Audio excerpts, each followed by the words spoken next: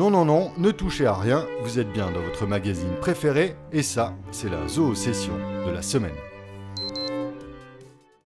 Sail & Glisse, l'événement glisse et voile légère à Carnac et en baie de Quiberon, vous présente Wapala.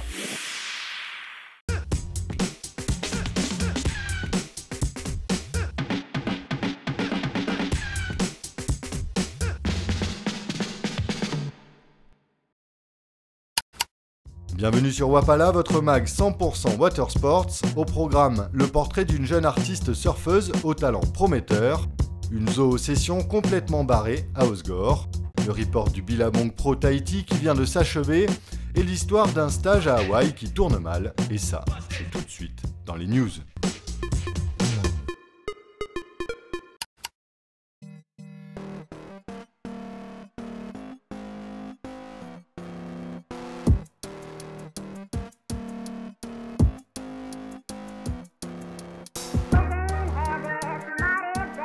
On commence donc avec l'événement de cette fin d'été, l'étape du circuit Pro Surf mondial à Tahiti sur le célèbre spot de la passe de Tiopo.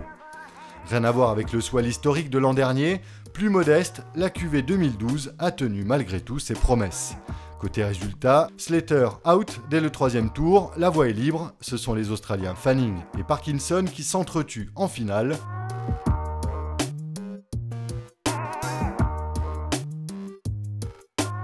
Et c'est Mick Fanning qui remporte l'épreuve.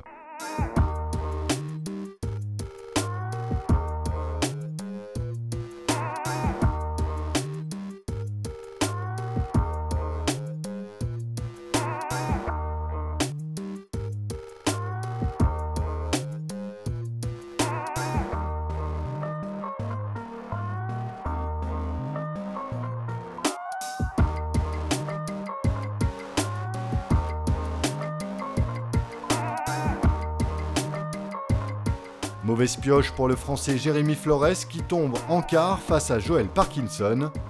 Vu le hit, personne ne donnait l'Australien gagnant. Bref, c'est comme ça, le surf c'est noté par des juges et comme au patinage artistique, parfois il y a des erreurs.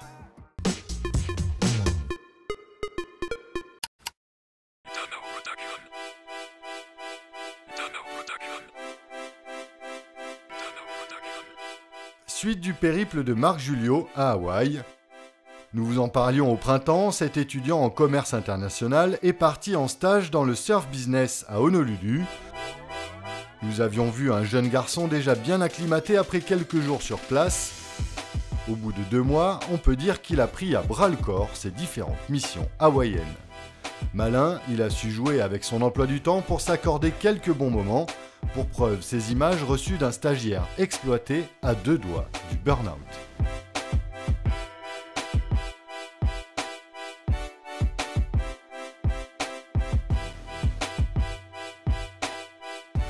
Le Marco pas manchot alterne les sessions stand-up et windsurf. Et pas encore rassasié, il s'offre un plein de sensations fortes avec un saut en chute libre. De l'avis général de la rédaction, ce gars-là est perdu, il ne reviendra jamais dans sa Bretagne natale, Kenavo.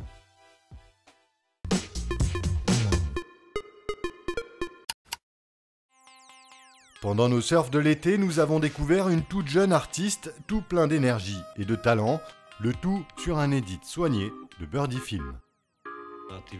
Pauline Beugnot, 27 ans, artiste peintre et illustratrice, basée dans la région de Bordeaux, dédie sa vie à ses 2 passions, les arts graphiques et le surf. Toute petite, elle joue avec ses feutres et montre déjà un talent certain. Après les beaux-arts et une formation en arts plastiques, la jeune artiste surfeuse a finalement choisi la voie de la liberté et vit de ses créations. Dans son atelier de Saint-Médard-en-Jalles, Pauline Beugnot multiplie les techniques, peinture, gravure, illustration et pyrogravure, autant que les supports puisqu'elle travaille sur toile, sur bois et sur papier. Mais ce qu'elle préfère, c'est travailler sur des planches de surf, qu'elles soient destinées à retourner à l'eau ou juste à être accrochées au mur. Sa principale source d'inspiration, c'est le surf, la beach culture et la nature.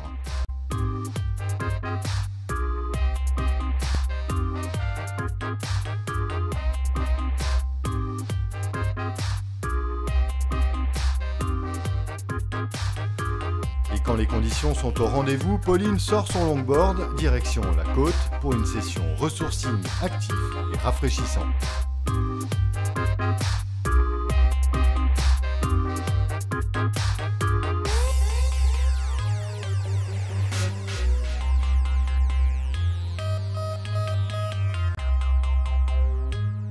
Visiblement aussi à l'aise au pinceau qu'au take-off, Miss Beugnot croque la vie à pleines dents et toujours avec le sourire.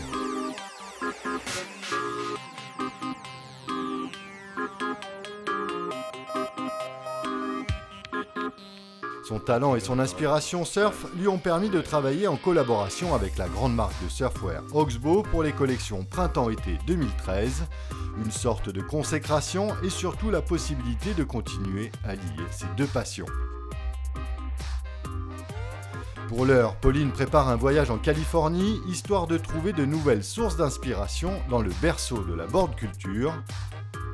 Plus qu'à lui souhaiter bon surf et surtout longue vie à l'œuvre de Pauline Beugnot.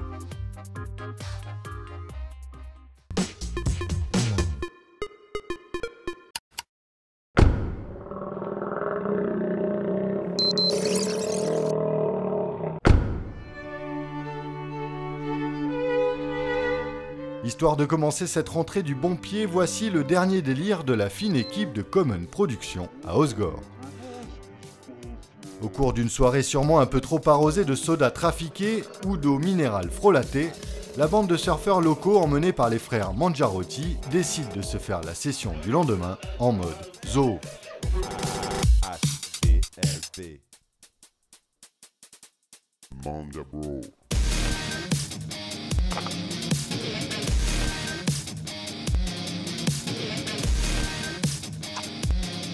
On retrouve donc le lapin Rabbit Babat, le lion nain, Crocostin, le croco du spot et le zèbre malin, un bon délire comme on les aime.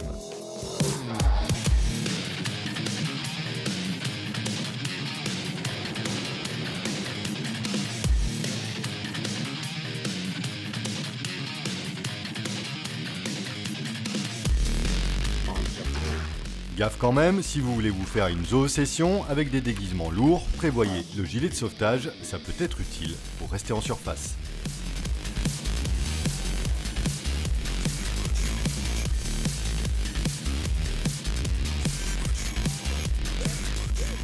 Sur ce, bon ride, à la semaine prochaine et prenez bien soin de l'océan. Ciao.